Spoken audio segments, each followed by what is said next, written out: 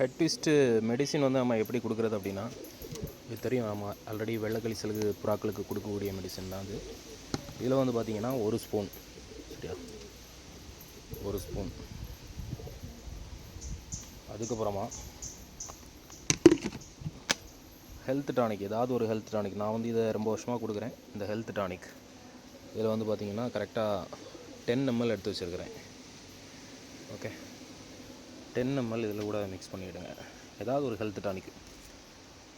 அதுக்கப்புறம் பார்த்திங்க அப்படின்னா ஒரு 20 to 30 ml வாட்டர்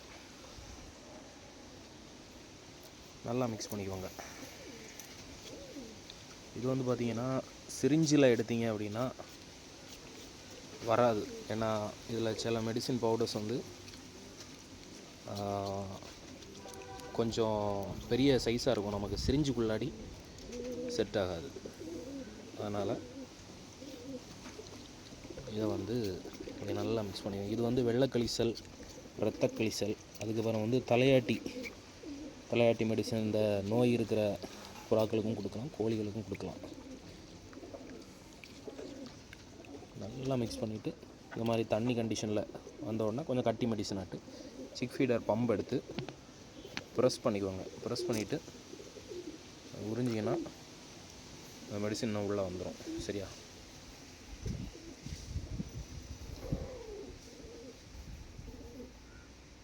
ஓகே, இதை வந்து நம்ம பேர்ட்ஸுக்கு கொடுக்கலாம்.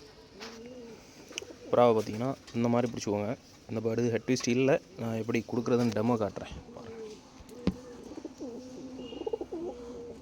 பிடிச்சிட்டு மவுத்தை ஓப்பன் பண்ணிக்கோங்க. அது ஹெட்டை வந்து நல்லா இழுத்து பிடிக்கணும். சரியா? பிடிச்சிட்டு மவுத்தை ஓப்பன் பண்ணிக்கோங்க. ஓப்பன் பண்ணிட்டு மெடிசனை வந்து லைட்டாக கலக்கிட்டு வாயில் வச்சு, இப்போ நம்ம இந்த பைப்பை வைக்கும்போது பைப் வந்து பார்த்திங்கன்னா இங்கே நிற்கணும். அதாவது இங்கே அதோடய த்ரோட் இருக்கும், இந்த மூச்சு விடக்கூடிய குழாய் இருக்கும். ஆனால் நம்ம கொடுக்குற பைப் என்ன பார்த்திங்களா, இங்கே வர வரணும், பாதி வரைக்கும் வரணும்.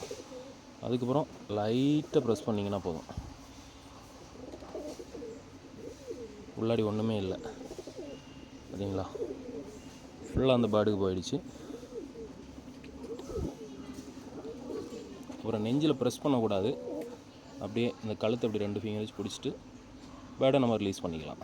ஓகே, இது வந்து காலையில் ஃபுட்டு கொடுக்கறதுக்கு முன்னாடி தான் இது பண்ணும். ஃபுட்டு வயிற்றுக்குள்ளாடி இருந்து அப்படின்னா நம்ம கொடுக்கும்போது வாமிட் அடிக்கும். ஓகே.